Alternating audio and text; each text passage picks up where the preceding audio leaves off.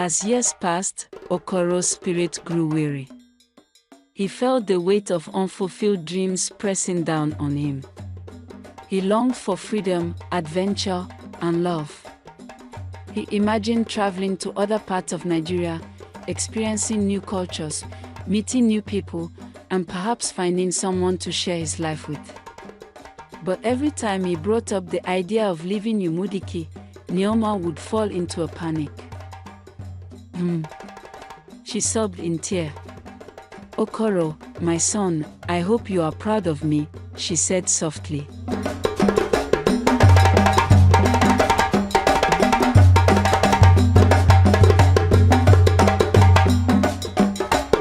In the bustling town of Uumudikeeh, located in the heart of eastern Nigeria, lived a woman named Nneoma. She was known far and wide for her caring nature and her deep, unwavering love for her only son, Okoro. Theirs was a relationship that the townsfolk often admired, yet pitied in equal measure. Okoro's life, it seemed, was tethered to his mother's protective instincts. Nneoma's husband, Okechukwuu, had died in a tragic accident when Okoro was just a child.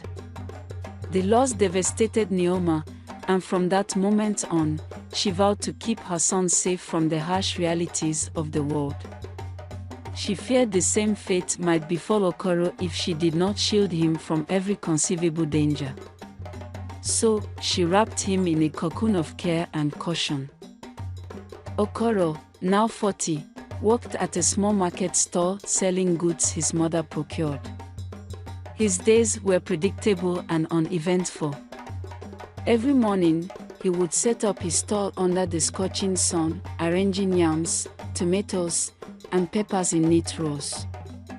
His evenings were spent at home, assisting Nneoma with household chores, reading, or listening to the radio.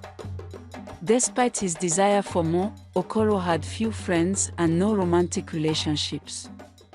Nneoma's overbearing influence ensured he remained isolated. As years passed, Okoro's spirit grew weary. He felt the weight of unfulfilled dreams pressing down on him. He longed for freedom, adventure, and love. He imagined traveling to other parts of Nigeria, experiencing new cultures, meeting new people, and perhaps finding someone to share his life with. But every time he brought up the idea of leaving Uumudikeeh, Nneoma would fall into a panic. "Why do you want to leave me, Okoro?" she would cry, her voice trembling. "The world out there is dangerous. You have everything you need right here." Despite his mother's fears, Okoro's yearning for independence only grew stronger. He envied the young men who came to his store, talking excitedly about their travels and their plans for the future. He felt like a bird trapped in a gilded cage, his wings clipped by his mother's love. One fateful evening, after a particularly hard day at the market, Okoro sat alone in his room. He stared out the window, watching the sun set behind the hills. As the sky turned shades of pink and orange, he felt a sharp pain in his chest. The room began to spin, and he collapsed onto the floor. Nneoma found him moments later, her screams echoing through the house as she cradled his lifeless body. The town was in shock. Okoro, a man of 40, dead in his mother's home, never having truly lived. The local healer said it was a heart attack, but those who knew Okoro understood the deeper truth. He had died of a broken spirit, a life unlived. At Okoro's funeral, the community gathered to honor his memory. The service was held under a large iroko tree, its branches stretching out like protective arms. As they stood by his grave, whispers of sorrow filled the air. They spoke of a man who had never escaped his mother's overprotective embrace, who had died in the same cocoon that had stifled his potential.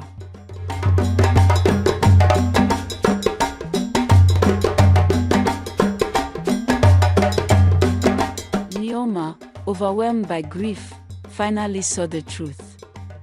In her attempt to protect Okoro, she had inadvertently imprisoned him. She had kept him in a metaphorical womb, not allowing him to face life's challenges, to make his own mistakes, to grow. And now, it was too late.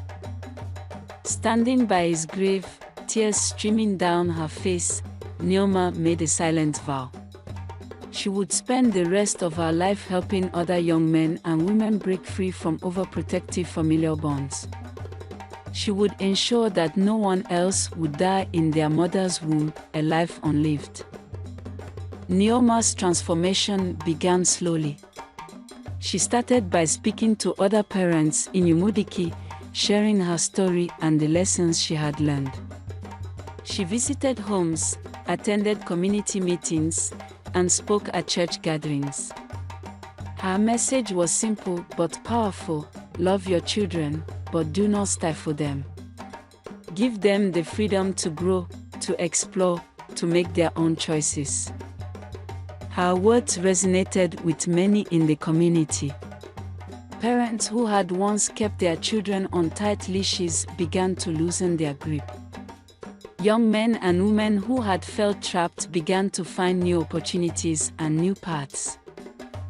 Nneoma also took on a more active role in the town's youth groups. She organized workshops on various skills, from farming techniques to entrepreneurship. She invited guest speakers who had traveled and succeeded in different fields to share their experiences and inspire the youth. Okoro's story became a cautionary tale, a reminder of the importance of balance in parenting. Among those who were deeply affected by Nneoma's message was Chidi, a young man in his early 20s. Chidi had always been close to his mother, but her overprotectiveness had kept him from pursuing his dreams of becoming a musician. Inspired by Nneoma's story, he decided to take a leap of faith. With his mother's reluctant blessing, he left Uumudikeeh to join a music academy in Lagos. Chidi's journey was not easy. He faced numerous challenges, from financial difficulties to intense competition. But with determination and hard work, he began to make a name for himself. His music, a blend of traditional Igbo rhythms and modern influences, started gaining attention. He sent letters back to Uumudikeeh, sharing his progress and thanking Nneoma for giving him the courage to follow his dreams. Back in Uumudikeeh, Nneoma felt a sense of fulfillment she had never known before. She saw the changes in the young people around her, the newfound confidence in their eyes, and the excitement in their voices as they talked about their futures. She felt Okoro's presence in every step she took, guiding her, giving her strength. As the years passed, Nneoma's influence grew beyond Uumudikeeh. Her story and her mission reached other towns and villages. She was invited to speak at conferences and seminars, sharing her experiences and encouraging others to let their children soar. One day, while attending a youth empowerment conference in Enugu, Nneoma met a young woman named Alice. Alice had a similar story to Okoro's, but her ending was different. With her mother's support, she had managed to break free from her overprotective upbringing and had become a successful entrepreneur. She ran a small but thriving business that provided jobs and opportunities for many young people in her community. Alice and Nneoma formed a bond, united by their shared mission. Together, they launched an initiative called Freedom to Grow, aimed at educating parents and supporting young people in their quest for independence. The initiative provided scholarships, mentorship programs, and workshops on various life skills. The impact of Freedom to Grow was profound. It transformed the lives of countless young people, giving them the tools and confidence to pursue their dreams. It also changed the mindset of many parents, helping them understand the importance of balancing love and freedom.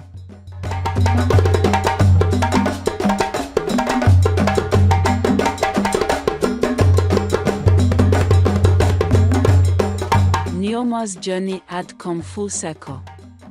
From the depths of her grief, she had found a new purpose.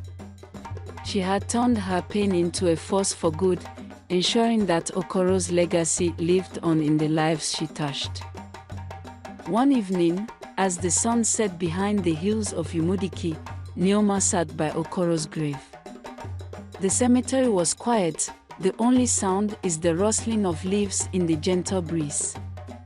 She placed a bouquet of wildflowers on his grave and whispered a prayer. She sobbed in tears. "Okoro, my son, I hope you are proud of me," she said softly. "I have learned so much from you. You have given me the strength to change, to grow, to help others. I will always love you, and I will always carry your memory in my heart." As she stood up, Nneoma felt a sense of peace wash over her. She looked around at the town she had always known, but now saw with new eyes. Uumudikeeh was no longer just a place of routine and safety. It was a place of dreams, of possibilities, of life. And in that moment, Nneoma knew that Okoro's spirit was finally free.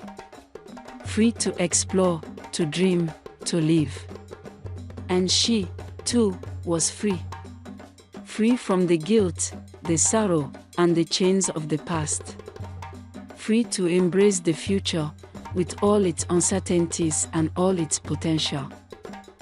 Nneoma walked back to her home, the setting sun casting long shadows on the ground. As she entered the house, she heard the distant sound of children playing, their laughter echoing through the evening air. She smiled, knowing that they, too, would grow up in a world where they could spread their wings and fly. Nneoma's legacy, intertwined with Okoro's, would live on in the hearts and minds of those she had touched.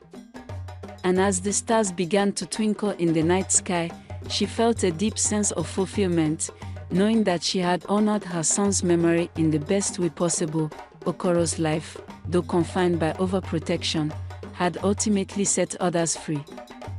And that, Nneoma knew, was the true meaning of a life well lived.